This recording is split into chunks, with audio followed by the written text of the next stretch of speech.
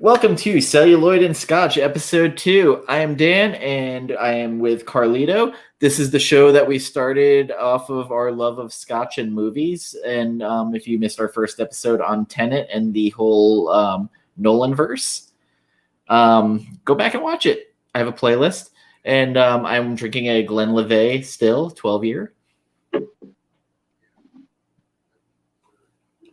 And I'm opening. Oh, hey everybody, if anybody's even in there. I'm enjoying this. Hard to find for me anyway. Amroot. It's Indian whiskey. I found it on my birthday. So I need to look for that now.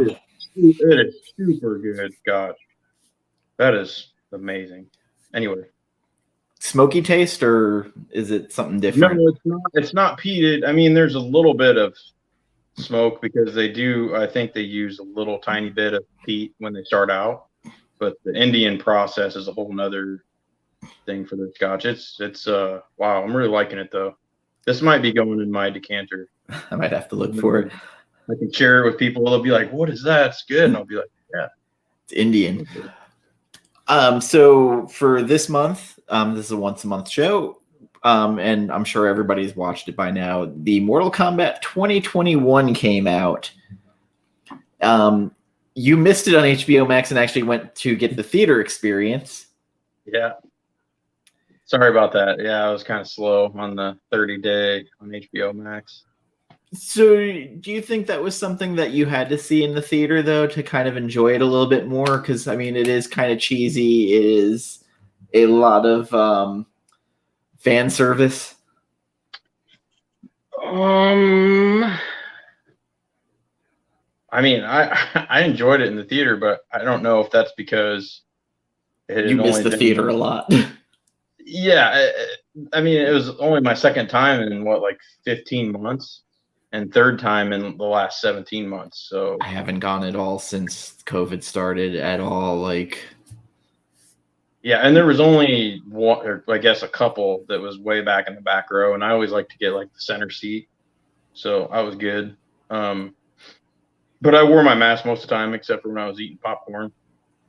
I miss the popcorn, especially putting the different flavors on it, like that I miss a lot. I think Dune might be the next movie that gets me back in the theater.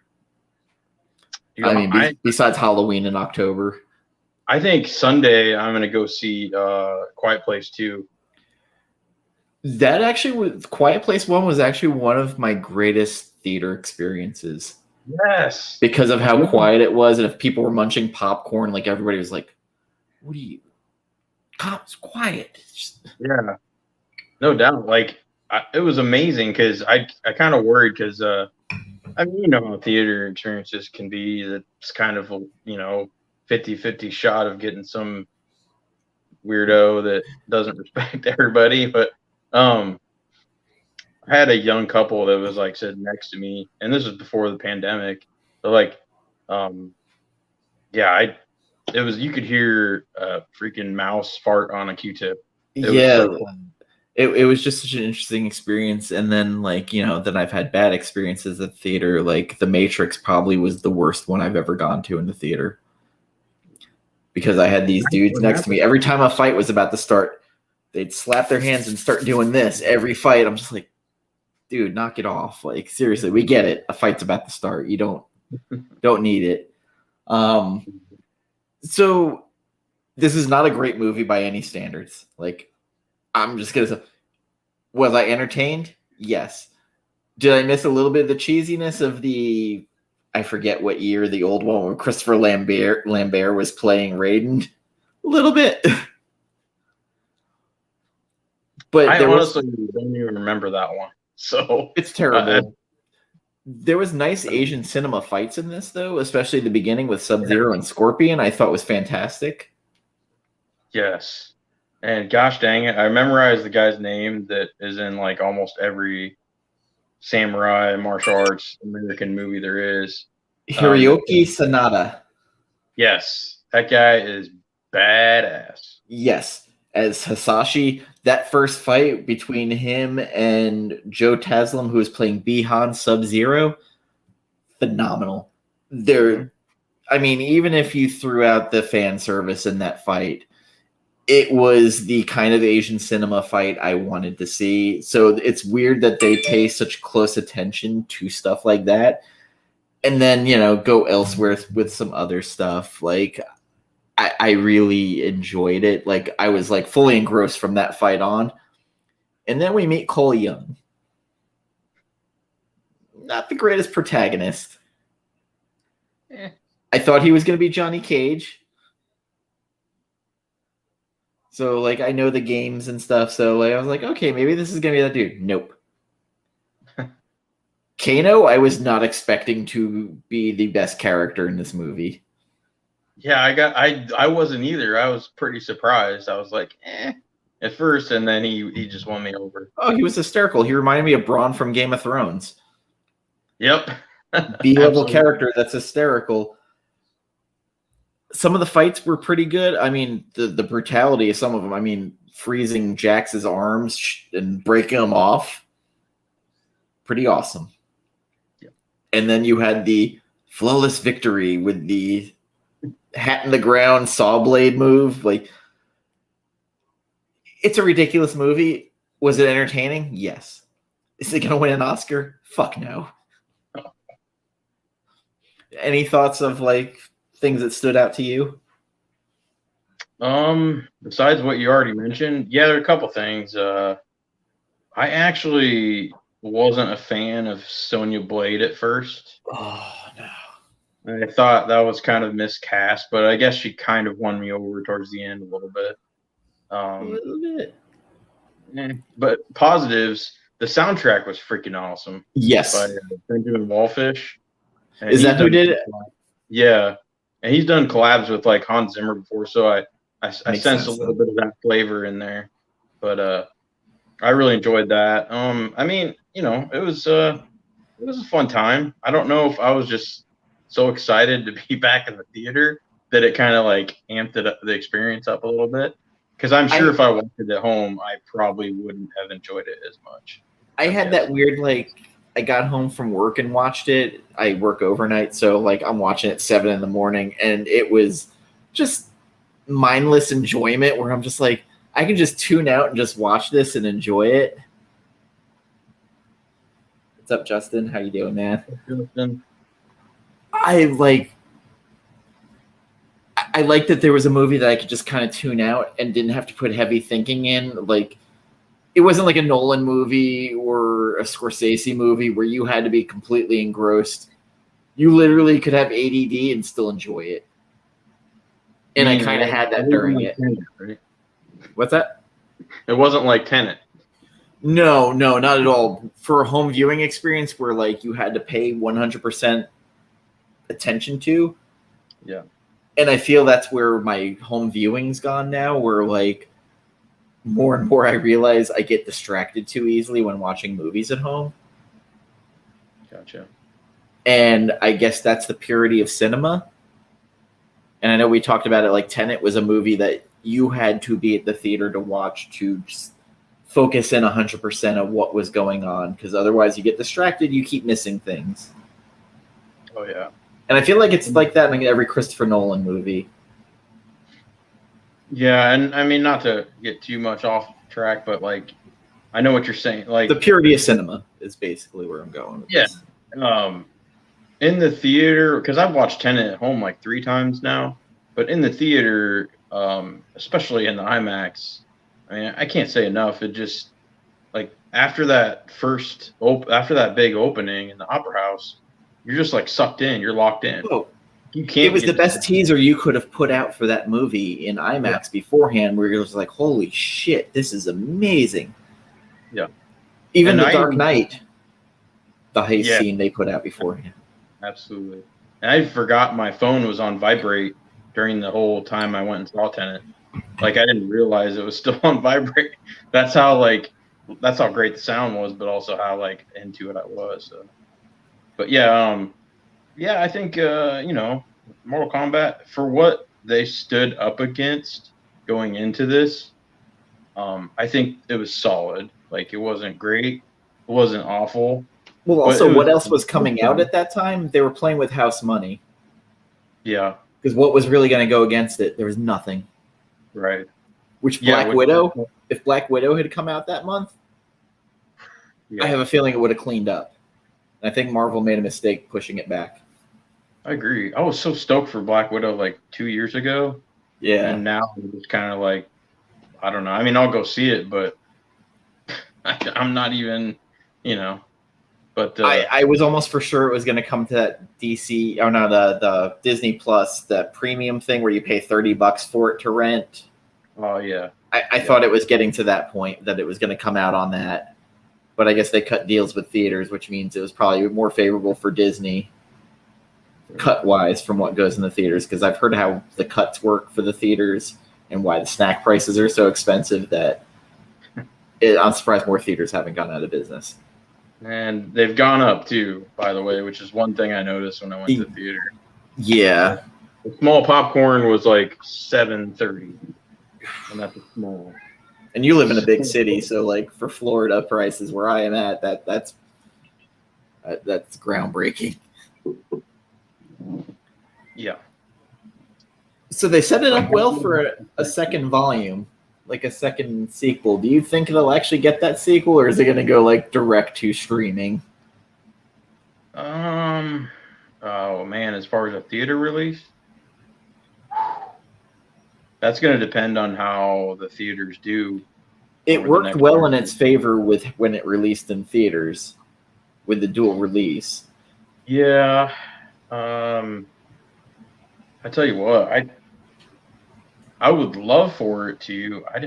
It'll probably be like a limited release, though. I'm guessing. It's not I imagine, yeah. I mean, I know my friend, he watched Godzilla versus Kong on HBO Max, and then went to the theater to go see it. And he said he had a completely different experience seeing it in the theater in IMAX versus what he saw at home. Which, of course, it's a bombastic movie. Of course, you're gonna have a different experience. And I think that going forward, what you're going to have, like Dune, I want to go see in the theater. It's made for IMAX, 100%. Oh, yeah. Absolutely. And that's going to be an event movie. Hey, what's up, Rod? The Coconut King is here. Hey, Rod. Man, I should have worn my fedora tonight. Yeah, like the more theaters start opening up, like I can't wait to go see Halloween Kills in October at the theater. Like that, if Dune doesn't drag me out, that is going to drag me out to the theater. Heck yeah. Because I mean, between the John Carpenter score and what I've heard so far script wise is happening in it, I can't wait to watch it. Heck yeah. And Dune, yeah, I wish I'd read Dune.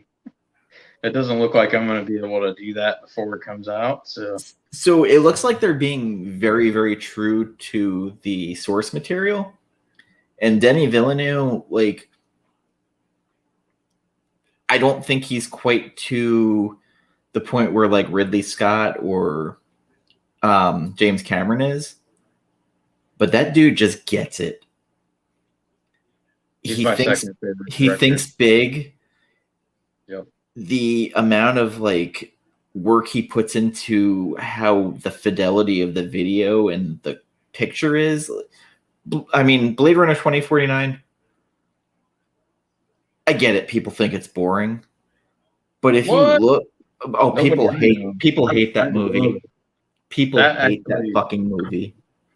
You hate that movie? No, I don't. People hate that fucking movie. I don't think they remember how boring Blade Runner was when it first came out. That movie bombed in the theaters. Fucking bombed. The Thing bombed. You just keep rocking that fedora, Rod. But like The Thing and Blade Runner came out the same week as E.T. Like, oh yeah. In this time and age, that's never going to happen again. Never, ever. If Spielberg puts a movie out, you're not going against it.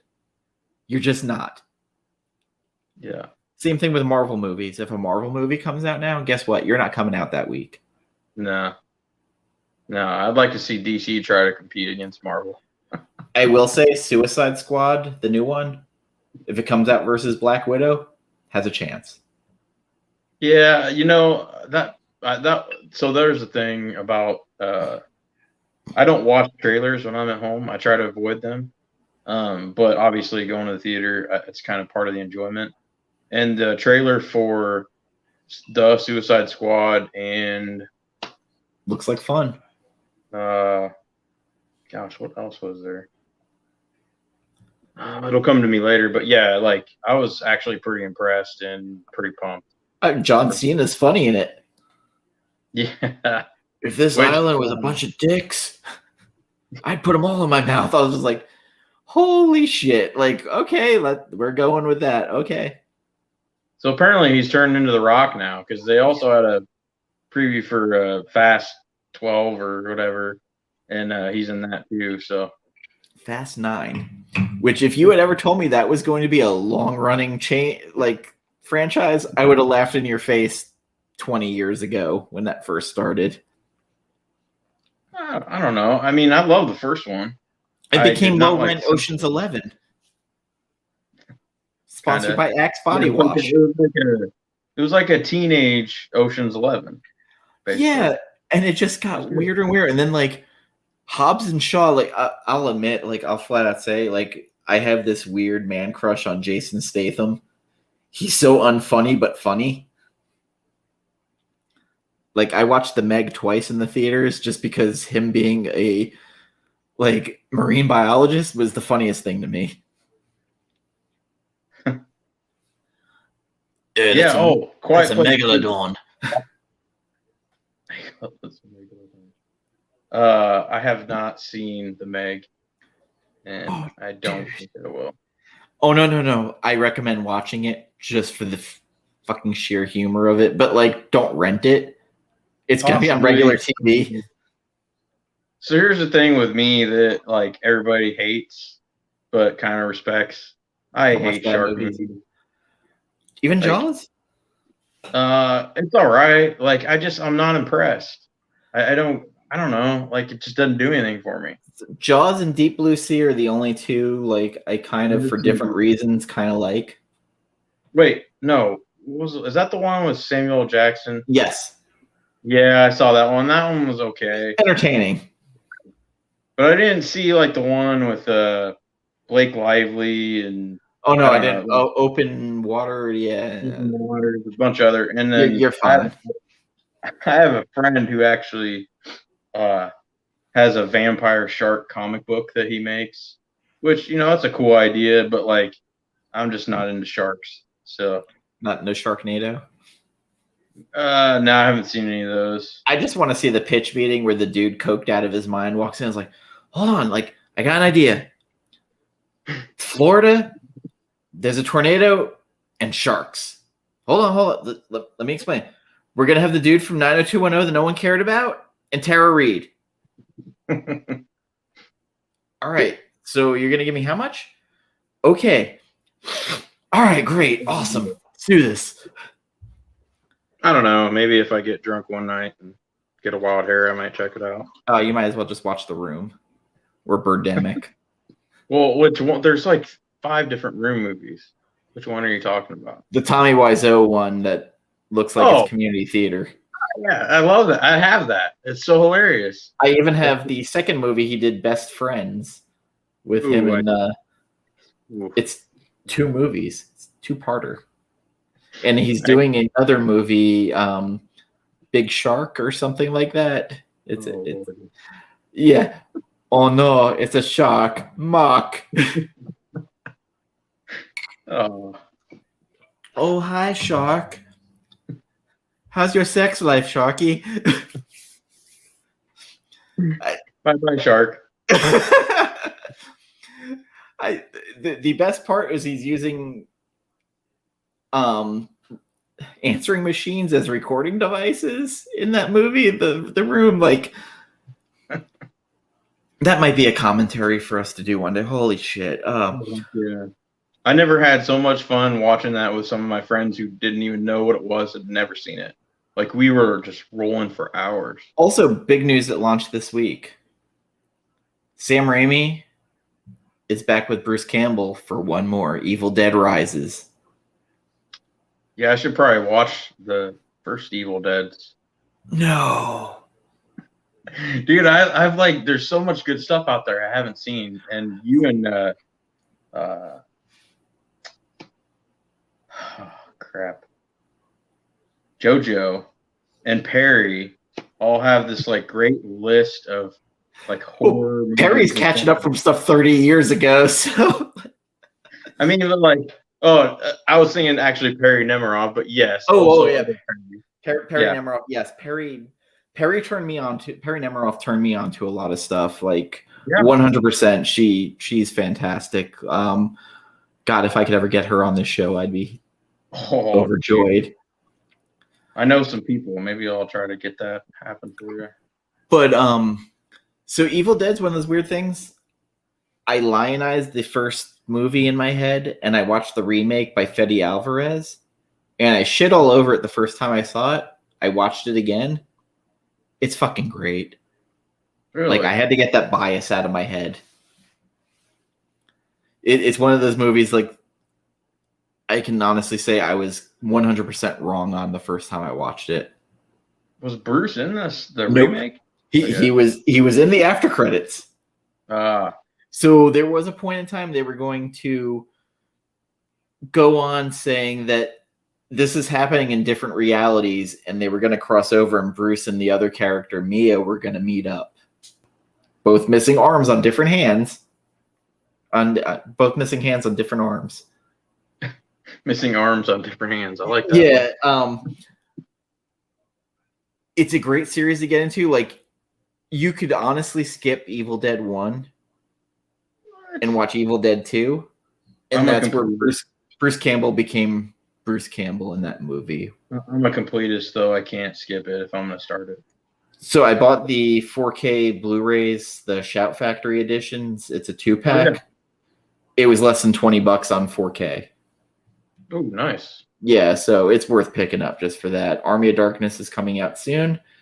And then I recommend highly watching the Evil Dead remake from 2013, getting the director's cut. What did Nemiroff think of the remake? Nemiroff loves Fede Alvarez. Yeah, I know. So you have to go with that first, but she really liked it. Station. I remember she really liked also the It remake, and she was right. The It remake was very good. Second part, not so much. Yeah, I didn't like the first remake. So the first was good, but it was a different take. Like, yeah, I thought it was creepy. I take that back. It's not that I didn't like it. I just, for me, I wasn't into the digital Pennywise. I miss practical effects a lot. Yeah, that's just me, man. That's just preference, though. Like, did you ever watch the Thing prequel that came out? No, I still haven't seen the Thing yet either. So, the original? Yeah. Oh, I've only seen parts of it. So yeah, get the original. The second one that came out that was actually a prequel to the first one. They decided to go digital effects over the practical, but there's behind the scenes where they did practical effects, but for some reason the company was like, no, let's just do digital. It'll be easier. I think I remember John Schnepp talking about that. Yeah. A lot of horror too, and like a lot of B and C stuff that I've never even known existed. And Schnepp was awesome. Yeah, he was. And so yeah, I'm not sure. Miss you, Schnepp. Also, check out The Death of Superman Lives if you have not watched that documentary by John Schnepp. Awesome. So good. So good. Yeah, I'm trying my best to do to sweat here for you, Schnepp. I'm in Florida. I'm always sweating. Dude, it's 44 degrees here in Iowa. Memorial Day weekend. It's supposed to hit the 90s this weekend here. Like this whole vacation of mine has been rain, cloudy rain, the whole freaking time. So when it's summertime here, every day at 4:00, thunderstorm, lightning, like it rains. Like, thunderstorm's not bad, but like clockwork. Oh no, it's like bad lightning storms. Yeah, but like nonstop cloud, like doom and gloom, sprinkle, downpour, sprinkle, like just nonstop. That's annoying. England. Yeah, I mean it's basically like either England or Oregon over here, and I just can't stand it right now. But anyway, I'm sure once I get back to work on Tuesday, it'll be nonstop sunshine for the rest of the summer. So probably. But So last thing on Mortal Kombat, would you recommend watching it? I wouldn't recommend going to the theater to see it, even though I kind of enjoyed myself, but just like trying to be impartial. Yeah, I mean, I think if you're going to see it, just watch it at home. See, for me, it was turn on the background and kind of like turn your head, catch cool parts, and you're done. I'm not saying it's a bad movie. There's actually some cool parts in there too. So yeah, and if you have a love for the games, the fan service is made for you. Well, I talked to someone the other day that said they were annoyed by the fact that it was like a modern spin and they barely had anything to do with the games. So I'm like, okay, I guess I can kind of see that, but I mean, the second half was mostly basically sort of games, and then they set it up. I mean, Johnny Cage coming in the next one, hopefully. Yes. So if you wanted to watch like true Asian cinema, House of Flying Daggers,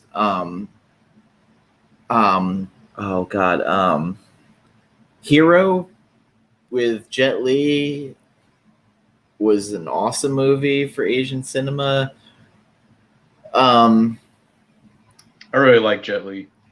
What was it? Floating. What was the Crouching Tiger, Hidden Dragon? Yep. Those are movies out there for you. I would even implore you to watch the old Tony Jaa movies. He's one of the most amazing martial artists I don't think enough people know about. And if you want Americanized, The Raid Redemption is the most insane fucking action movie you will ever watch, and part 2. Yeah, that's on my list too. And it angers me because that director almost did the Deathstroke movie. That fucking close, but because of the Justice League, they fucking canned everything. It was going to be an Arkham Breakout movie, and it was going to be Deathstroke. Yeah. I kind of remember them talking about that. Actually, wasn't Ben like co-writing the script or something? Yes, and it was going to be Gareth Emery who did the Raid, and watch the Raid, and then go, "Holy shit, this could have happened." So I watched. Be angry. So I watched. I think is it Arkham or Escape from Arkham or something. It's animated. The animated, yes. Escape from Arkham, I think it is. And I enjoyed that, and someone was like, "Oh, you love the Raid?" Then I'm like, "Okay." The Raid is so good, and again, like you can pick up both movies for under $20 on Blu-ray. Man, I tell you what, this stuff is dangerous. I gotta slow down. It is so good. I highly recommend this. Yeah. So on to the next one. We didn't get to watch it. We're gonna score it. We're gonna score it or what? Huh? Oh yeah, we could score it. Or are we gonna do that? I mean, I don't care. We could do it. Like I thought, like should you watch or not? But we'll score it. Fuck it. Okay. We'll do it out of 10. So I didn't even finish answering your question because I get on tangents. But yeah, like I would watch it, but I wouldn't pay to go to the theater to see it, especially if you're like. It's like an HBO, TBS, TNT movie of the day. Like you flip it on, which HBO Max I thought was the perfect vehicle to get it out there. Yeah, for sure. Yeah, absolutely. Like, I'd And say I'm a 6.5 out of 10 on it. I yeah, was actually, entertained.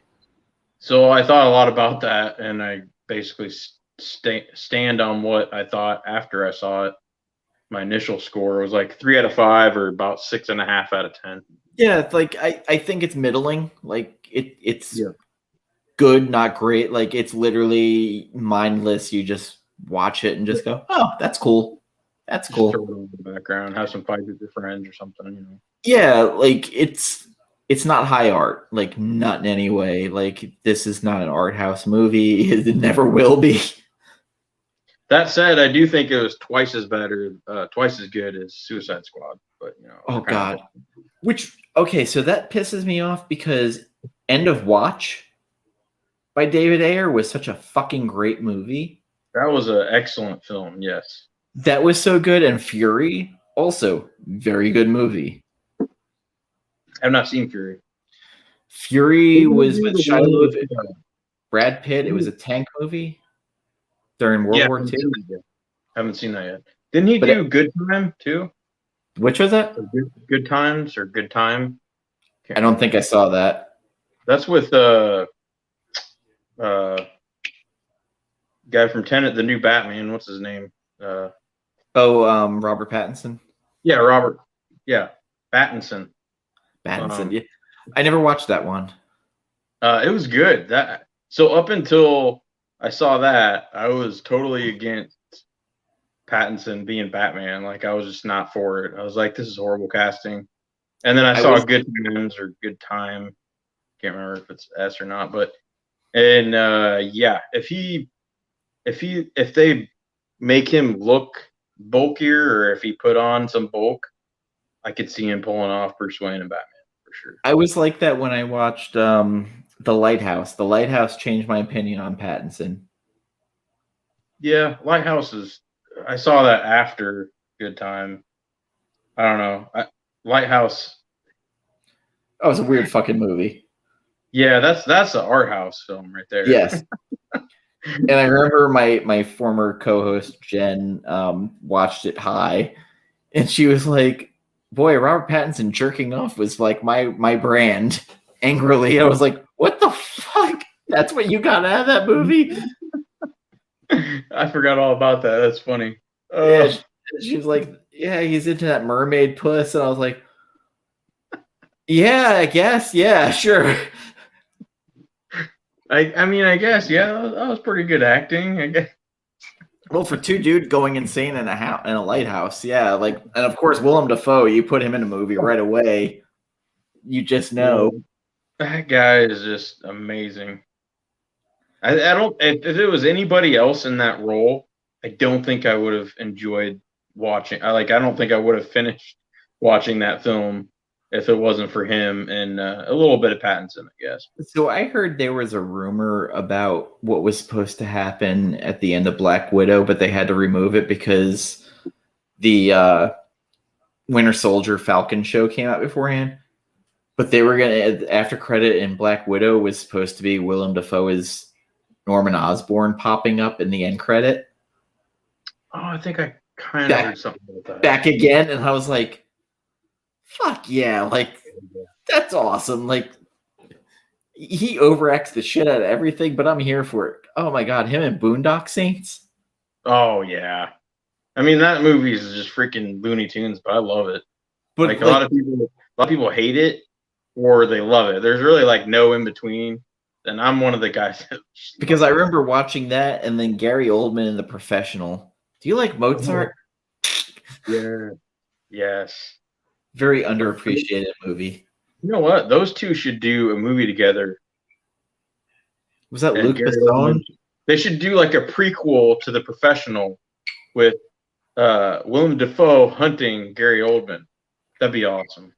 So there was a script that never got made by the guys who made the movie The Collector. It was called Halloween Returns, and the after credit scene in it was Gary Oldman taking the Donald Pleasance role of Loomis. Ooh. And I sat there and I stopped. I was like, "Holy shit! Like this almost happened." And supposedly that script is what made John Carpenter come back into the franchise. Oh man. Gary Oldman is Loomis. I was like, all right, like considering we had oh god, who Malcolm McDowell playing Loomis the last time, I was like, Gary Oldman, like subdued, but at the same time could just go over the top. I was like, Yeah. fuck yeah. Yeah. I don't think. I mean, Malcolm McDowell didn't do a bad job. I don't think. No, Rob Zombie fucked him with that script. But yeah, I was gonna say the script was a little lacking, but which I was like, Rob Zombie should just do Texas Chainsaw Massacre. All he wants to do is fucking rednecks. So just do that. we should just keep doing the what's the reject. Yeah. Well, I guess the one dude though that played the clown died though, so yes, I do that. Sid Haig. So I watched Army of the Dead on Netflix. You didn't get to watch it yet, so I'm just gonna give some quick thoughts on it. So Zack Snyder, you either love him or hate him. He brings some interesting things to this movie. Dave Bautista is a horrible leading actor. He's a supporting actor. He should not be your lead. That's my first hot take on it. Zack can do great moments in a movie. There is a part where a zombie tiger pops out and starts playing with its food. He gets the cat movements fucking perfectly of how I've seen that my cat play with the lizard. Just the tiger this time. He kind of riffs on the zombie mentality. I know a lot of people started comparing it to Aliens. There is nobody as charismatic as Bill Paxton as Hudson. No. There's nobody in this movie even close. There's no Vasquez. There is nothing that makes me gravitate to a character. Even fucking Michael Biehn as oh my god, Hicks. Nobody like him in that. They try to make Dave Bautista like that. He's not. Was it a horrible movie? No. But again, it's in the same Zack Snyder thing. You're either going to love it or hate it, or you're just going to be like, it exists. That sounds like probably a meh for me. So, like, I was okay with it. It was very slow to begin with. It picked up at the end. The comparisons to Aliens are where I started going, you're comparing James Cameron to this. No. No. James Cameron is a master. Zack Snyder is a guy who I think has some great ideas and intentions, and he can't close them out. He gets in his own way. And I'm sorry to any Snyder fans. Like, I really think he has great ideas. He's a visionary, and I think he does some things really well. Some things he does very badly. That's fair. I'm not really a fan, but I'm not really a hater either. So I guess I'm just like... I can see the same thing about James Cameron, where he's so into the technology that he loses himself in it. See, yeah, I will consider myself a Cameron hater. I don't trained for Cameron. There's things that I think I really love about him and things I don't like The Abyss. I know John's Comics loves The Abyss. Not for me. I don't think I've ever seen that full movie, to be honest. It's a long ass movie. Terminator 2, fucking great movie. Yeah, Terminator 2, I love those, but Aliens, great movie. Avatar, whatever you gain from it, you lost taking almost 15 years now. I remember thinking when I saw that in the theater with 3D and blah, blah, blah, that, yeah, it was cool at the time. Technology-wise, at the time, it was like, holy shit, awesome. And then I watched it on TV, and I was like, no. It doesn't go any further than that. Like, theater experience. The stories are basically 3 stories torn from popular culture / fiction melded together. Like, I don't know. Yeah. I didn't. Besides Pocahontas. the technology and I guess the the blue skin or green skin people or whatever, I didn't see anything original that much about No, it. it was just stories. I mean, the technology at the time though was like, holy shit, okay, 3D works. This is Yeah. viable again. Yeah. But then again, Cameron also something we're going to touch in a future date.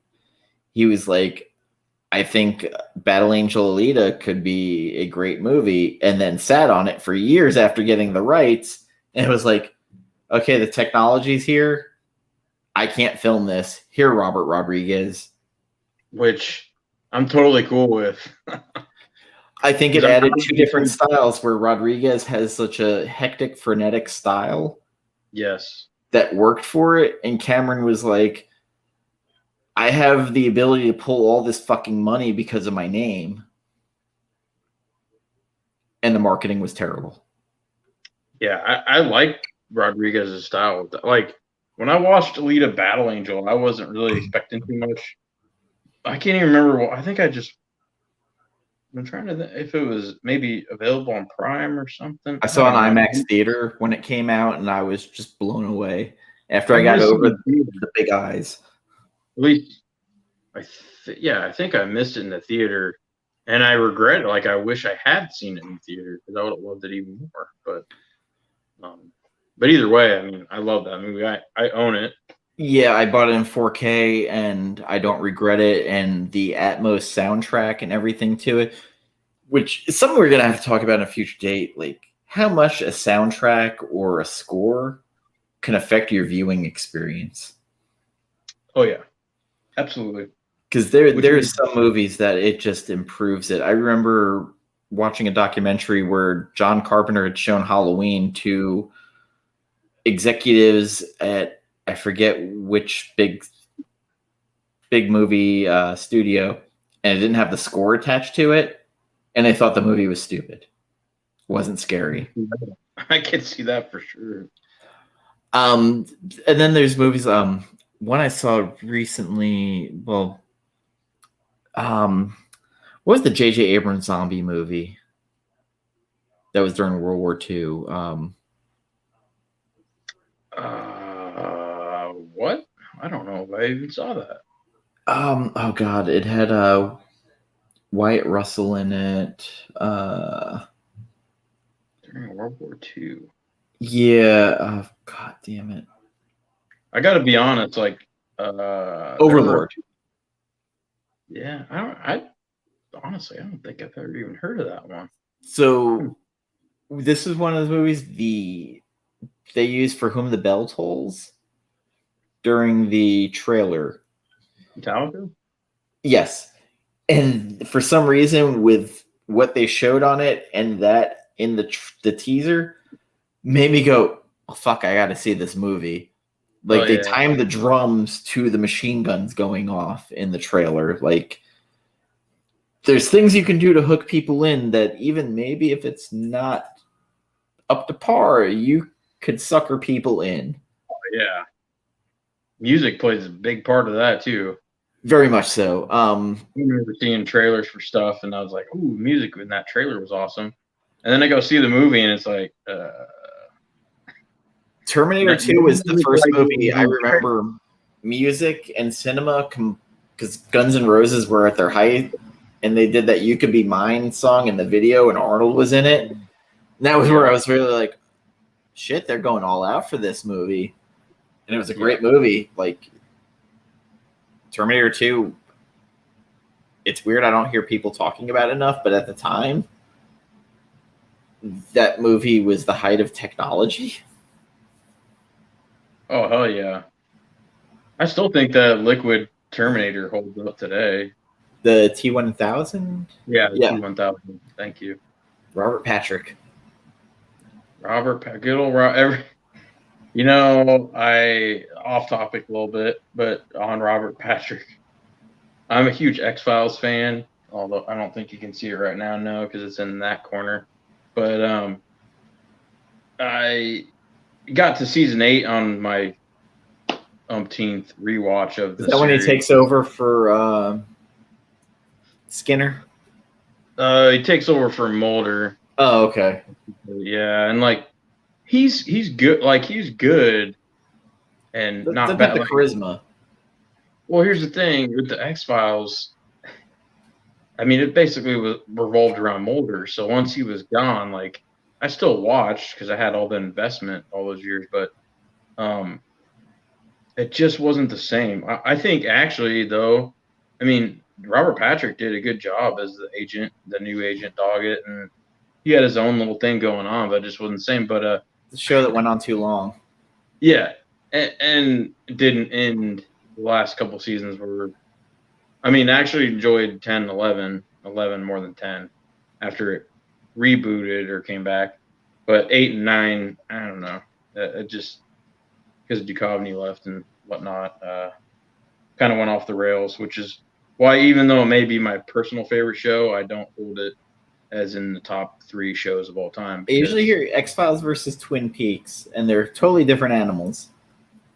Yeah, and the funny thing is, like, I've never even seen Twin Peaks, any of them, the old ones or the new ones. But like everybody my age apparently has seen Twin Peaks except for me, so I need to get on that at some point. But anyway, Netflix or Amazon has them all on there. Probably, I think Amazon maybe might be.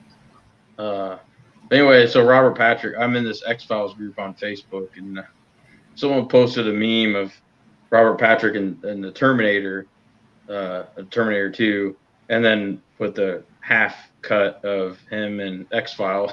Like, have you seen this boy?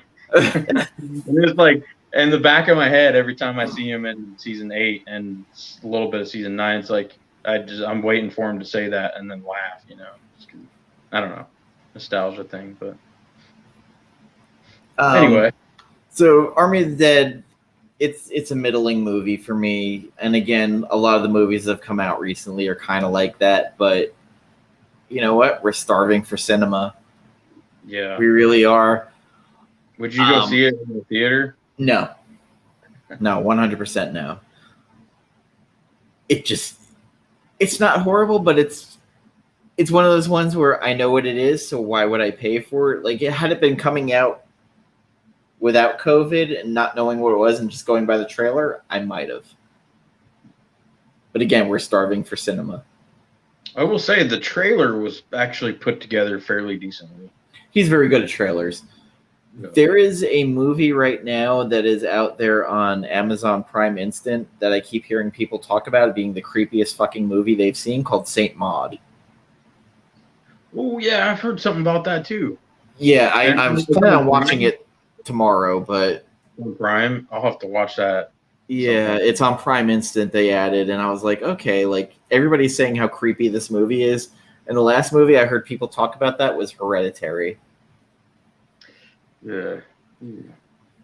Which Hereditary had some creepy parts, but Ari Aster is very art house. The first 2/3 of Hereditary I really enjoyed. It's like Midsummer. I realized 3/4 of the way through, I was like, this is Wicker Man. Like there was some, yeah, that's perfect. But I recommend anybody going to watch anything, go watch Nicolas Cage in Mandy. Oh shoot, that's on my list too. I need to watch that one too. A lot of people love that movie. Oh my god, Nicolas Cage is at his fucking prime during this movie. I gotta watch that Sunday. It's fucking insane, and I love every moment of it. It's Nicolas Cage going, "Hey, we need you to be batshit," and say, "All right, man, I'll do that." There was another movie. Oh, not since Bad Lieutenant 2, Port of Call, New Orleans, has Nicolas Cage been unleashed like he is in Mandy. Dang. So I had said that we're each going to bring a movie to discuss that maybe people haven't watched or we think they're sleeping on. So I'll let you start with yours. Oh, all right. Well, mine is a too bad Fire Guy Ryan doesn't watch this show. He doesn't watch any of my shows. He's everybody's got a show. I think he's got a show going on right now, actually. He's too good. But no, so mine is a mob/crime movie. Actually, kind of like restaurant movie, sort of. But it is Dinner Rush I've never with, seen that. with Danny Aiello, and I don't believe it's on any streaming service, so that makes it tough to try to watch. But it is so good, and if you like New York, and if you like the whole restaurant scene, and like uh, God, I'm doing a horrible job explaining it, but basically, this older Italian guy, Danny Aiello, he owns one of New York's like hottest restaurants. Expensive And movie. what's that? Expensive movie. Is it? Was it? Yeah. It's a B movie, and I don't think it made its money. I'm pretty sure it didn't. Get rented on Prime. On Oh, DVD, it's $27. oh yeah, yeah. It's on Moratorium, I think, out of print. So I think when I got mine, I got lucky. I think I got it for like $9.99 in a freaking bargain bin way back, like right after I saw it. Actually, now I think about it, no, I had to order it on eBay, and it was like the last copy. I was thinking of a different mob movie I got, but anyway, so yeah, so he owns this hot restaurant, and a couple of young thugs kind of get intertwined, and I'm trying to think. So who else is in this? It's just a great all-star cast of a bunch of people in there. So you've got Kirk Escovedo. I don't know if you know him. Sandra Bernhardt, John Corbett, and Danny Aiello. That's probably about it. Eduardo Ballerini. But anyway, yeah, like John Corbett is awesome in it. He is so good and funny, and like the bartender's funny, and it just has this like kind of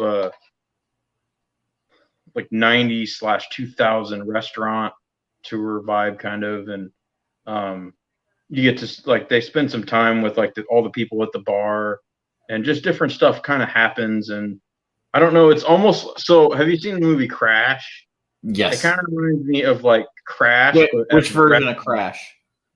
The one with the stump sex, or the other one that was about the people in the accidents? The people in the accidents. Okay. So it kind of reminds me of that, but like at a restaurant. It's really good. But anyway, yeah. So I mean, Ebert and Roper gave it 2 thumbs up. I'm gonna go ahead and give it a huge 2 thumbs up. Highly recommend it. So if you can rent it on Prime, I know I checked like last month and it wasn't available yet. It is available on rental from Prime right now. Sweet, that's awesome. So yeah, it's probably not expensive either. Also, one of those weird movies that has a lot of people in it. King of New York with Christopher Walken, David Caruso, Lawrence Fishburne. The like Christopher Walken is a like kingpin of New York. Nice. Is only that Christopher Walken can do. Wesley Snipes is in it too. It's one of those all-star movies where you're just like, oh, that guy's in it. Oh, that guy's in this too. Is that your movie? No. It was just kind of, you said like a movie with like a lot of character actors in it. Oh yeah. And I was like, oh yeah, King of New York was another one, which Christopher Walken, he's fascinating. I just ordered the Shout Factory special edition of Dead Zone. Oh, nice. It comes out next month. Shout Factory puts out some good stuff. They're like the only ones putting out physical media, it seems like, anymore. Them and Arrow, which is older horror stuff. Now that Amazon owns MGM. I mean, that's fascinating too, because the freaking Prime Instant's going to be great. I mean, yeah, Prime will be great, but I don't know if they're going to put out any physical stuff anymore. It would be stupid if they didn't. So if I see any MGM stuff, I'm probably just going to grab it up. I'd say going to be out of print for 2 years. At least. Especially the Bond, the last box set that came out for Bond is going to become a hot item. Oh, yeah. So this is New Line, which I think is New Line. No, New Line is owned now by. They might, yeah. Disney might own them now. Gore Vidal chiming in. Hell yeah. So for my pick, I'll just say real quick. Oh yes, I love that movie. Anyway, real quick. Frailty. Dinner Rush.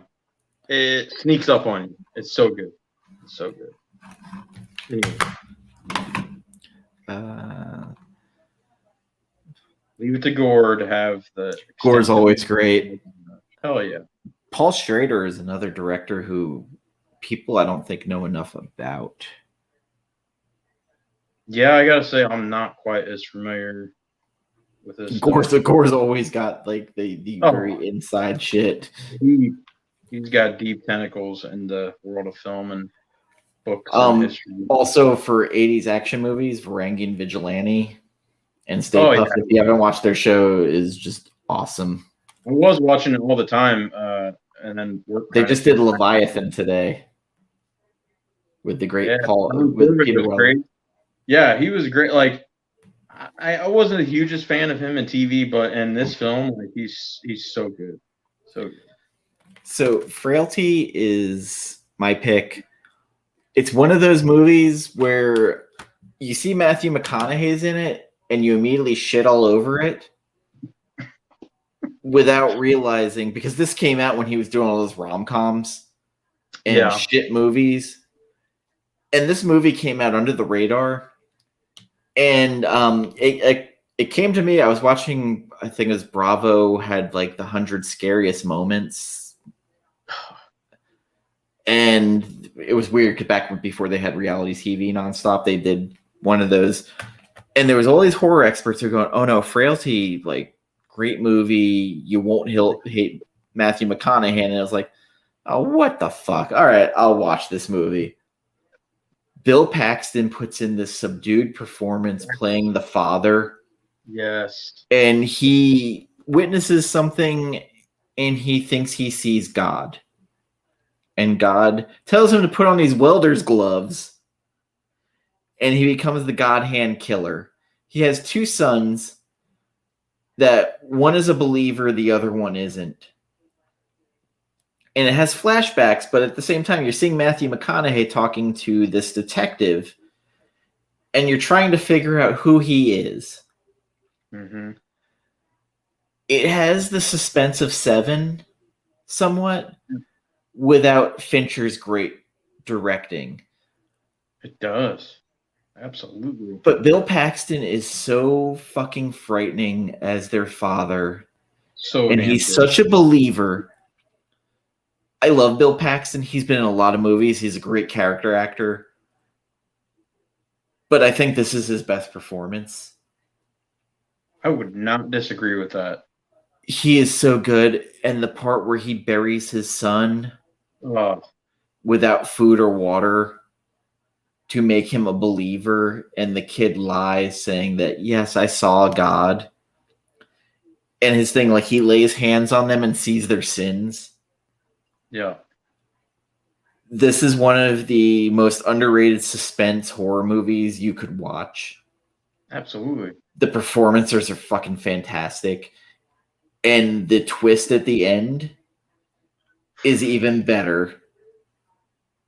And, like, this was before the reconnaissance of True Detective, where we stopped hating McConaughey for a while.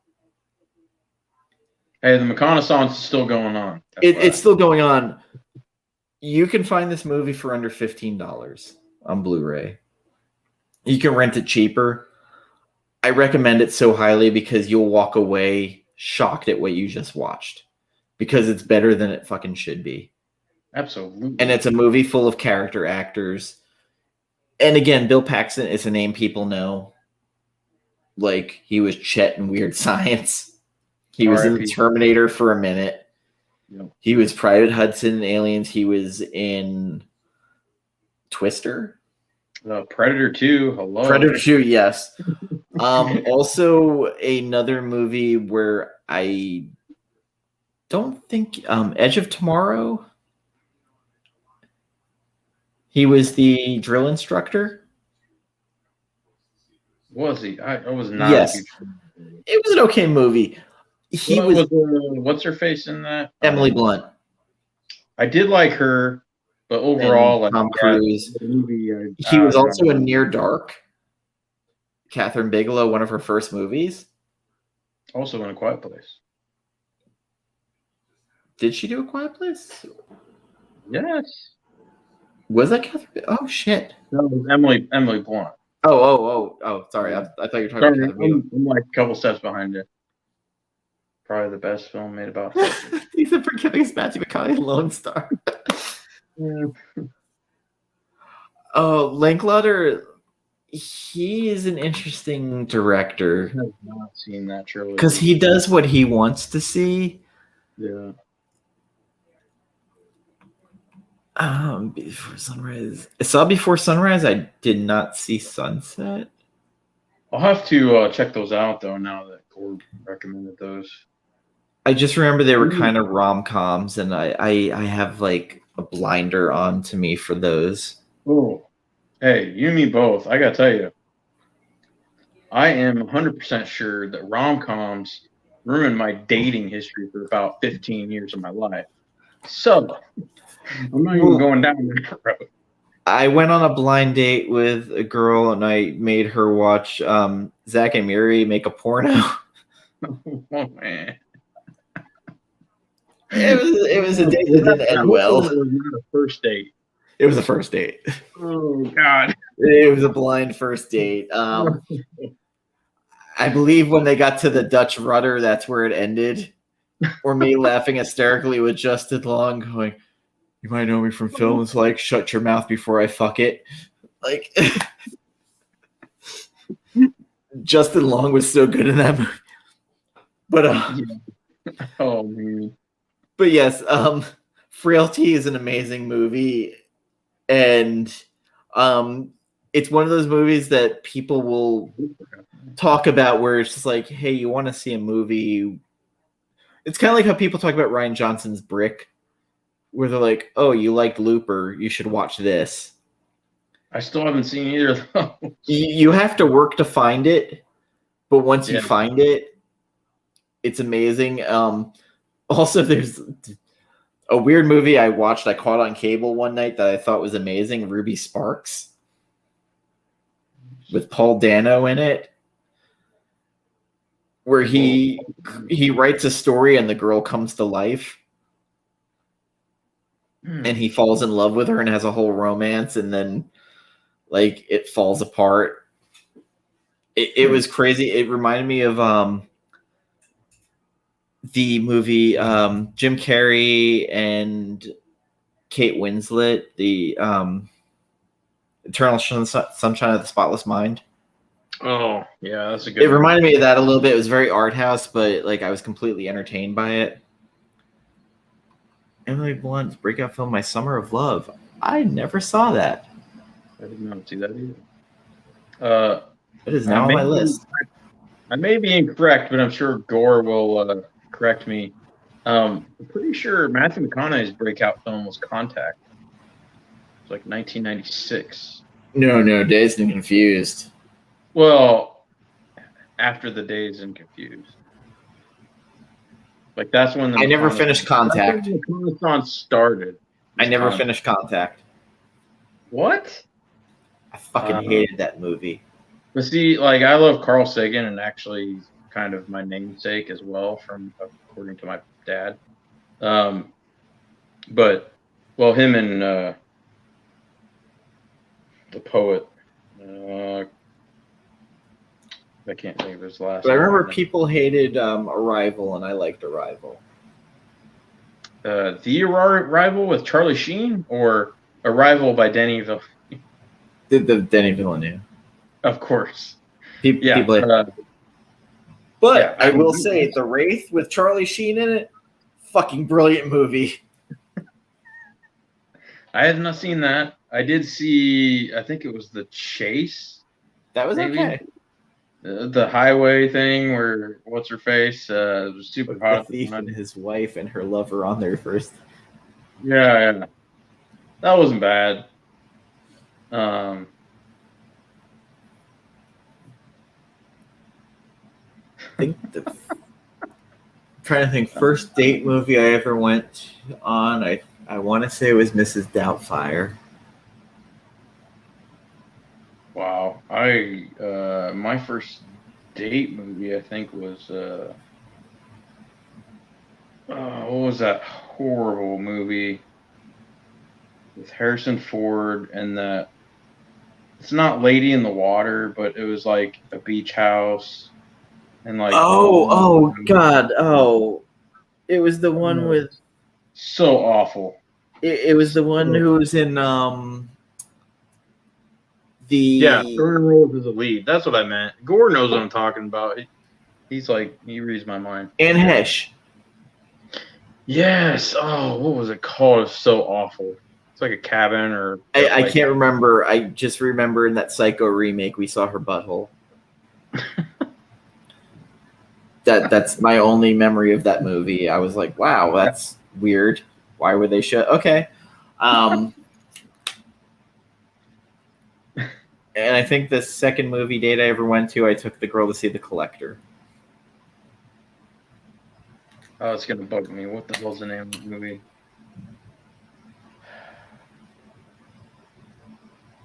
Oh God, Anne Hesh. Google it, will you? Google. I am. That's driving me nuts. Anyway, it's weird. I remember her more for dating Ellen DeGeneres than I remember her movie career. You know, she had a couple decent 6 Days, 7 Nights. No, that wasn't it. Oh, that's the one. It wasn't Anne Heche. I was iffy on who the female was. South Pacific island of Makatea, career-driven magazine editor Robin Moreau is in a 1-week-long vacation getaway with her boyfriend, David Schwimmer. No, I think this was like... I think it was where Harrison Ford was like the murderer. He killed his previous wife. And she was in the water at the lake house or some shit. I don't know. Oh. It was stupid. I presumed innocent. No. He had a streak of those movies where he was murdering people. What Lies Beneath? Yes, thank you. I was fucking the shit. I mean, yeah. So I didn't care for that movie at all, but it was a good movie to see on a first date because the girl I went with was like jumping, like, you know, grabbing onto me and like jumping over in like every other 5 minutes. Michelle Pfeiffer was in that. Yeah, Michelle Pfeiffer. That's who it was. Yeah. So. And that was him, like, just like, all right, Michelle Pfeiffer, what are you doing? So yeah, Frailty, man, that is a hell of a pick. Honestly, if I hadn't picked Dinner Rush, that was like in my top 5 of like underappreciated. I had a backup in case you did pick Frailty. Oh, I want to know what your backup is, kind of. Night of the Creeps with the great Tom Atkins. I've never seen that. I need to check that out. It is an alien invasion movie, but it made them kind of zombies, and Tom Atkins is at his like B actor level of getting drunk and like just annihilating shit. Like Tom Atkins is one of the best worst B actors. See, I hear alien invasion zombies and I think of Daylit. So like these were like slugs. It was closer to, did you see James Gunn's Slither? Okay. Yeah, I've seen that. Yeah. It's closer to that, except more humorous. Where Tom Atkins is like, ladies, I got good news and bad news. Good news is your dates are here. Bad news is they're dead. And like every time he answered the phone, he goes, thrill me. Nice. I got the Shout Factory edition. When did that come out? When was it released? 86 or 87. Totally sounds like an 80s pull-up. Oh, 100%. Like it even has Rusty from the original Vacation movie is the main actor, the young stud who gets the lady. Excellent. Yeah, that's, dude, I need to check that out for sure. Oh, they're like the Shout Factory. Like I've been hitting all their sales lately. Like I got the 1986 Blob remake. Nice, dude. I Um, know, like when they started, Schnepp was huge on them. I bought Event Horizon, the new cut of that. I just got Silver Bullet. I got the Friday the 13th giant box set on Blu-ray. Gore, I love you, man, but we don't care about what John's Comics with Kids thinks. That's just not part of our repertoire. John and I have huge difference in movies. That's the only reason I love giving John crap, but he probably won't see it. I know, like especially when it gets to certain directors, he gets real cranky about. Oh yeah. I kind of get that a little bit, not quite. I would say when it comes to Nolan, I can get that way. I get touchy about Ridley Scott. I used to, not so much anymore. In particular, there's a movie that people hate, but I've seen the uncut version of it. I think is light years better, and I feel I defend it more for that than anything else. Kingdom of Heaven. Oh man, I can't remember if I watched that or not. The Crusades movie with Orlando Bloom. Yeah, I think I passed on that one because I wasn't interested, which kind of segues into one more little point I wanted to make about Frailty, because it's an awesome pick. Not to get too personal, but like I'm not a huge religious person, but I'm very spiritual and stuff. But like, but this has the Zealot thing, like in a big way. Yeah, no, like Frailty. Only that and The Exorcist has ever brought out the little Catholic boy in. That's all I'm gonna say.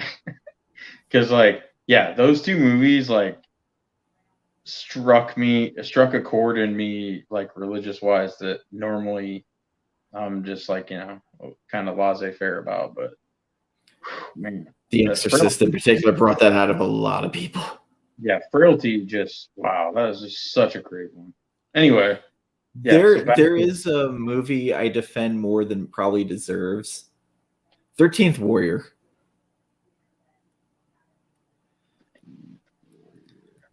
With the guy from Desperado. All I can think of is the 13th Ghost right now, and I can't get. No, 13th Warrior was the one. It's basically a retelling of Grendel Beowulf. Oh, okay. So it's based off the Michael Crichton Eaters of the Dead, and it was the Vikings that go to the village to save them from these cannibals, and that's like one of Michael Crichton's books I never read. Like one of like two. It is the guy from Desperado. Antonio Banderas? Antonio Banderas is in it. He's the Spaniard there. Nice. And the Vikings start teaching them their language and their culture, and he helps them defend this village. Oh wow. It's a great movie. It's kind of cheesy, I'm not gonna lie, but it's basically the Grendel Beowulf story retold. Did you ever see Congo? Amy, bad gorilla. I mean, the movie was kind of a joke, but I gotta tell you, I finished that book pretty damn fast before the movie came out. That book was awesome. I loved Crichton when I was a kid. The Yeoman was a fucking creepy ass movie. That fucking kid. Ooh, that was a little before. I still don't think I've seen the original one. I saw the remake, but I have not seen the original Poltergeist. Still scares the shit out of me. That clown. There's a guy who does extra features. He has a live stream podcast with the special effects guy Christopher Nelson, who won an Oscar for The Suicide Squad. He did the effects for Halloween 2018. It's called The Thing with Two Heads. The guy Sean, he has the clown hanging up in his house that he bought, the actual prop. Wow. From Poltergeist. He had a tour of his house and showed it. I was like, fuck that thing. I hate that clown. It scared me my entire childhood. He does extra things for Shout Factory, Horror's Hallowed Grounds, where they go to the shooting locations. He put all of them up on YouTube. His YouTube channel is Malfunction, Sean. Just put in Horror's Hollow Grounds. You can find the playlist. But he did the tour of Pasadena, showing all the houses from Halloween. Did one for Nightmare on Elm Street. Great stuff. Also did The Howling and some other horror movies. Night of the Creeps even as well. Creep Show. The original Howling wasn't bad. Yes, it was a very good movie. I saw it when I was younger. I don't know how it is now, but I remember I'm interested in that score. Yeah, I'm interested in that. And I got to tell you, like, we kind of covered the whole zombie thing with Army of the Dead a little bit, and I forgot I was going to mention. I had, like, a period of probably about 4 to 5 years where I had zombie fatigue. Kind of a double pun there. But anyway, so, but once, I think it was Perry that recommended the Train to Busan. And I watched that. Oh my God. Great. I did a total 180 on zombie stuff. Did you watch the animated sequel? God, it was amazing. I have not seen the sequel yet. The animated sequel's up right now to watch. Oh, is it on Prime? I think it's on Prime. Yes. Okay. I forget what it was called, but it's the prequel or sequel to Train to Busan. It was fucking great. But Train to Busan did things that I feel like weirdly Zack Snyder's Dawn of the Dead did. Ooh. Where it made them kind of fast moving and didn't stick to the kind of ordinary tropes. Yeah, I just got so tired of the same old zombie stuff, like over and over. And it was like right about the time that I kind of was getting tired of The Walking Dead too. Yes. And I was like, I'm trying to think when Train to Busan came out and what season they were in Walking Dead, because I might have already dropped off. Season 3 or 4, I think, of Walking Dead was out. So yeah, I was still going, I think, till 6 or 7, but like 6 and 7, I basically just kept going because I had already invested 5 years of my life in it. So it's like, okay, I guess I'll keep going on this. But like the first 2 seasons of The Walking Dead, man, I own that first season on Blu-ray because it was so damn good, and I could probably I got the first 2 seasons. Oh man, first 2 seasons were unbelievable. Also during that time, I want to say Zombieland came out. I have not seen that because of my first one. First one was good. First one was good. Okay. Second one, no. Bill Murray's in the first one. Oh, sweet. Yeah. Second one, the remake of Ghostbusters. Anything Bill Murray's in, I pretty much enjoy. So I'm kind of excited for that new Ghostbusters. Yeah, I mean, I'm excited for the new one. Yeah. The previous reboot or whatever. It was just So I saw it in the theater, and they tried. It was, it was not for me. I'll just say that. But it might be on Netflix. It's about 10 years. They have most of the BBC stuff on there, so I'll check it out. Yeah, they do have a lot of BBC on there, which is probably why I won't cancel Netflix yet.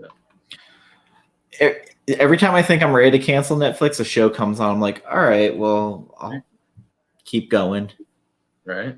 Like Prime Instant, the stuff's been getting better, and then with them spending almost $1 billion on this fucking Lord of the Rings show coming out this year, like spend almost $1 billion. I want to see what the hell it is. I suppose I should watch Return of the King sometime. I mean, if you want 5 hours of your life taken, sure. My brother's like, yeah, if you want to watch like 5 different endings, and he loves the series. He's the one that made me watch the first 2. So I went to a midnight showing that the theater employees were having. So they invited me and the guy who owns the comic store, and we drank beforehand. And after like the 3rd hour, I was like, man, I got to go to the bathroom. I was like, I can't get up. So I'm like, oh, we're to the end. Break the seal. And then the end kept going. I'm like, oh, come on. And then it just kept going. And then I watched Clerks 2, and they made fun of it. I was like, he's not wrong. So we're almost at the hour and a half mark. So I think we're at a good wrapping up point. I want to thank everybody for joining us who did stop by. Gore, as always, thank you for opening my eyes to stuff I did not think about. And for everybody else who came by to say hello and then jumped out. I know it's as late at night for some. It's Memorial Day weekend too. So. That too. So I think we're going to do a little bit of the same and a little different. I kind of want to talk about Alita Battle Angel next episode. I think we can really dive into that since it's been 3 years since it released now. And we still have no word of a sequel, and unfortunately, I don't think it's coming. I wouldn't bet against it just yet. I won't bet against it, but I don't think it's going to be anytime soon, especially with the theaters in the state they are now, because the amount of money that's going to have to go into it, it's expensive. But, yeah, but I think who was it? I saw someone on Twitter, a big time producer / actor, whatever, that's really game for like helping out to get it a sequel. So I'll have to do some research before our next show and find out. Yeah, we'll do the bringing a movie each again to kind of tell people to watch. Because I think that's kind of fun to discuss because we all kind of have our different tastes in movies, and of course I'm more on the horror level of things, and I do have my cheesy stuff. It's funny, like until Perry and Schnepp about, I want to say 2014-ish or so, I had actually kind of sworn off horror for about 10 years or so. So I just got tired of the mass-produced, like Hollywood typical. Well, and also for me, like I'm not a big jump scare guy, so I hate jump scares. Like, and it's not because they scare me; it's because I know they're coming and they don't scare me, and so it just drives me nuts because I know it's like, oh great, here comes a jump scare, and then like every time it's just in the back of my mind, and that's more me than it is Hollywood and everybody else. But like they get redundant. Yeah, it's like, oh, here it comes. But yeah, Dan, for sure watch Dinner Rush. Hell yeah, I think you would too. It's like it surprises you. It's not what you expect, but it's kind of not a relief, but like I don't know, it's a nice little surprise. I think you would definitely enjoy it. But, yeah, I'll probably rent it. I've got Prime, so. Oh yeah, if you can. If you can't, I mean, shoot, I'll mail you the freaking DVD and you can watch it on that. I mean, I buy enough junk DVDs anyway, so like I always find sales and I'm like, buy 2 get 1 free. I was like, well, fuck it. I was thinking about this. Yeah, but like also, you said, though, this is expensive. Even on DVD, it's like around $30 usually. Weird other news that dropped today that I forgot to mention. Todd Phillips is writing Joker 2. Yes. Do we need this? I'm so all in on this. Do we need this? Do we need a Joker sequel? I don't know if we need it, but I'm totally in because I know how him and Joaquin Phoenix, their creative process together and like behind the scenes and stuff. And so they kind of already had an idea, but then they were like, nah, it's just going to be a one-time movie. Can we have a sequel called Joke Too Far with the 2? But now that he's actually signed on as writing the second one, that makes me believe that Joaquin's going to be back then, I imagine. Joaquin will be back, and they've solidified their idea of like where it could go from where it was, which makes me excited because honestly, I think Joker was underrated. I think a lot of people hated it for absolutely political reasons that had nothing to do with the actual art form itself. I have to say its depiction of mental health was not good. I guess I wouldn't disagree, but also like I think it shed a light and made it more realistic for people than what, and that is the point that I usually run into with a lot of people that say, oh, I didn't like that, is they didn't like how real it felt. They didn't like the feelings that it invoked. It made me uncomfortable, and I'm someone who suffers through bipolar, and I was like, I don't know if this is the mental health message we needed. No, and I mean, if you're most people realize that, like, you know, that depiction is actually more rare than what actual reality is. Most people that suffer through mental health, like, they're not violent and stuff, but like it shined a light on Joker too far. But I thought Joaquin put on a very strong performance. Oh, and I think people forget how good of an actor he is because of his antics. I forgot.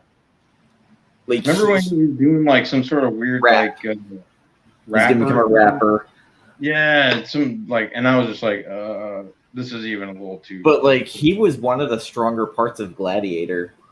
Yes, and I hated him in Gladiator. That's how good he was. Yes, I absolutely loathed him. I was like, God, I hate that guy. Oh, him and Connie Nielsen as his sister, like acting off of each other, was fucking amazing.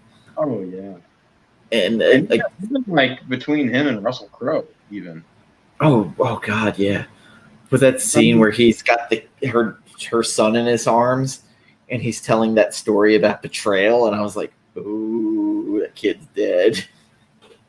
Yeah, gore. I've seen that criticism so much that all I can say is just sure. Wait, what? Donny Cates? Who's Monkey Jeebus? Oh yeah, you know what? That's funny. You do have a resemblance to Donny Cates. That's the first time I've ever heard that. No, that is totally true. I thought of that one time when I was I don't know if it was on a video or what, because I watched the video and then I was looking at my tweets and Donny Cates tweeted something and I'm like, wait a minute. There's kind of some resemblance there. So I do feel like Todd Phillips Scorsese is a huge influence on him. Oh yeah, he doesn't even deny it, and that's part of the reason why he got De Niro. Yes, there's a huge influence on it. And I saw it as like a nod. I didn't see it as it's an homage.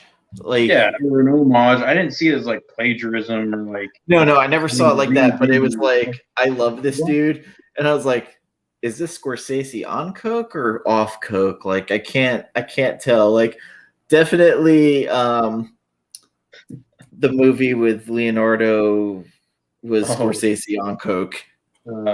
Departed. No. The one with Leonardo DiCaprio with the Wall Street. Oh, yeah. Wolf of Wall Street. Wolf of Wall Street. I 100%. I was like, oh, Scorsese's back on coke. That part where they're high on fucking Quaaludes and they're running through the house and they think they're moving fast. Instead, they're like, yeah. Dude, I mean, sidebar. Margot Robbie is so hot in that movie. Oh, the movie's fucking ridiculous. I mean, even Matthew McConaughey. Yeah. God, I can't believe that gore. I especially can't believe Bourne is over 20 years old. Little short story on the Bourne experience for me. I had not seen the Bourne Identity until after it came out on DVD or Blu-ray, whenever it was. Paul Greengrass? My brother actually recommended it to me, and I was like, Matt Damon is a freaking action star? I was like, get out of here. So we watched it one night, and at the end, I was just like, hell yeah, he killed it. It was awesome. Apocalypse Now, especially when you watch the Heart of Darkness documentary that went along with it, that they put on the special edition Blu-ray where Francis Ford Coppola starts going native. Fuck, you're right. Deer Hunter, one of the most intense scenes I've ever seen at the beginning of a movie. Yeah. Didi Mao! Deer Hunter, man, that movie, I saw that pretty young. Same here. I still don't think I understood it when I saw it, but I was just like, Apocalypse Now, so many great performances, especially fucking Robert Duvall. Holy shit. And of course, you know, oh God, The Godfather. Brando? Yeah, Brando. It's like on a razor blade, you know. Oh God, I can't remember the line, but he's talking about like a bug on a razor blade. Gore, you the same age as me because we have a lot of the same interests. And honestly, like at first I wasn't a huge fan of Moby, but like I got into him after a while. So Moby, on the song "Go," he like 100% admitted he ripped off the theme from Twin Peaks to do the background music. No, for the song "Go." There's a version called the Woodtick version. He took the score from Twin Peaks and changed it a little bit and used that in the background, and then sped it up. Damn. It's a great song, but like I didn't realize it was Twin Peaks till I went back. I was like, oh shit, yes, it's Julie Cruz. But like Godfather, still the performances in that, like I love Godfather 2, 3. Yeah, I'm actually one of 5 people that like 3. So it's okay. Like after 2, though, it had such lofty expectations, and I think that's the problem. Yeah. I mean, well, actually, part 1. You come into my house on my day of my daughter's wedding, and you ask me for murder. Not once have you called me Godfather. Asked me for a cup of coffee. And then part 2 with your father worked with Hyman Roth, but he didn't trust Hyman Roth. Oh God, that guy. Yeah, we gotta talk. We gotta talk mob crime movies one time. Oh yeah. There's a lot to hit. Like even like I laugh hysterically at Goodfellas because the way they make Henry Hill look like he was like helping all these kids and stuff, like he was the hero of the town. Yeah. Oh God, and you can tell he wrote the book Henry Hill because he comes out smelling like a rose. Yeah. Who was it? I watched an interview of a former associate that actually knew Henry Hill. Was it Sammy the Bull? I don't know if it was Gravano or not, but it was interesting because they kind of just, you could tell by their demeanor, even though they were trying like not to be me, basically that they hated Henry Hill had an inflated idea of how much he was involved in you know how much he was important to things and stuff. I still love that scene from the movie with where she flushes everything down the toilet. He goes, "Oh, you killed us! You killed us! God damn it, you killed us!" Ray Liotta. Henry. Oh, Ray Liotta. I saw something the other day. So you know when like she has the gun on him when he wakes up, and then it turns, and then he's down on the floor, and he's got the gun to her. Well, when he gets up and walks away, he steps on her fingers. Oh. So that last, like, I think it was like a silent, like, or whatever from Lorraine Bracco was actually because Ray Liotta stepped on her finger as he was walking away. And so I was like, holy crap, I never noticed that before, but that's a funny tidbit. Oh, Last Tango in Paris when he put the bar of butter in the girl's ass. That's awesome. What? I need to watch that. Yeah. Interesting movie. Well, on that note, it's midnight here, and oh shoot, I gotta go. All right. Again, thank you everybody for watching, and we'll be back next month with Alita Battle Angel and a little more. So we will see you then. Keep track on our Instagram at Carlito Classico and at comic_chop_news. All the info is in the description. So we will see you then. Take care.